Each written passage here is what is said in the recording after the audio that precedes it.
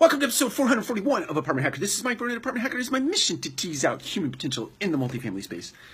So I was watching something over on LinkedIn earlier this morning.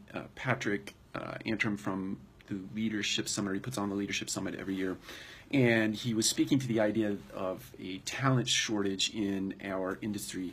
And I got to tell you, I agreed with everything that he said, and I was literally jumping up and down at some of the things that he had suggested were at issue with us in this industry as it relates to labor and talent, right? And attracting talent into your organization. We are not in a war for talent. We are not in a war for talent. There are many talented people out there in the world, not only in the multifamily space, but outside of the multifamily space, in the hospitality space, in our colleges, in our universities, in other industries across this great country. There are tons of talented people in the country, and not all of them are attracted to Silicon Valley, right? Not all of them are engineers, not all of them are doctors, not all of them are attorneys, not all of them, they're not specialized in nature that they wouldn't want to work in the multifamily space, which I happen to think is a beautiful and wonderful space, and I'm very passionate about that. But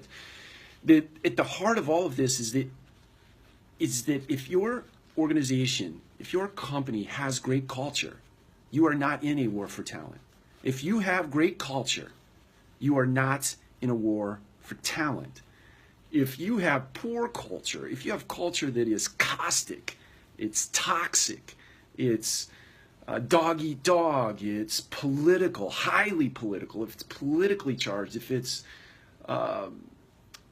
if everybody is at war with everyone else because no one is on the same page, if you're two ships passing in the night, if you have all of these internal structural issues with your organization, you are in a war for talent. You're in a war for talent. But it is a function of the fact that your culture is poor in your organization. Now, whether you are sitting in that culture as, call it a victim, playing victim in the culture, get out of the culture, right? Go on to another company that has great culture.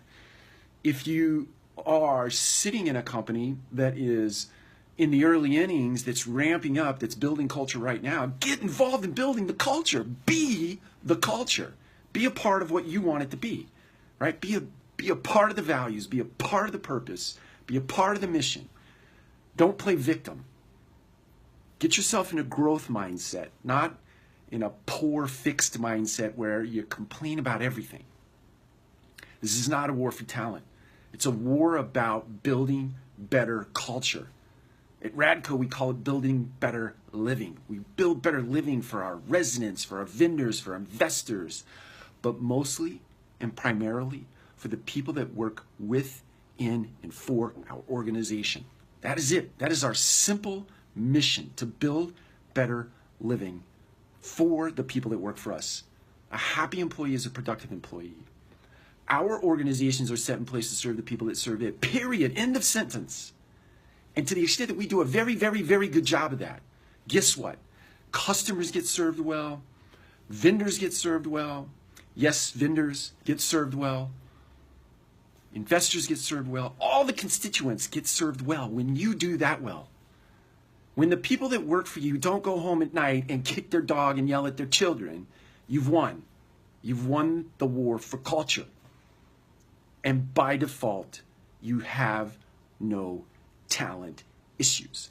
Take care of culture, and talent will take care of itself. Take care. We'll talk to you again soon.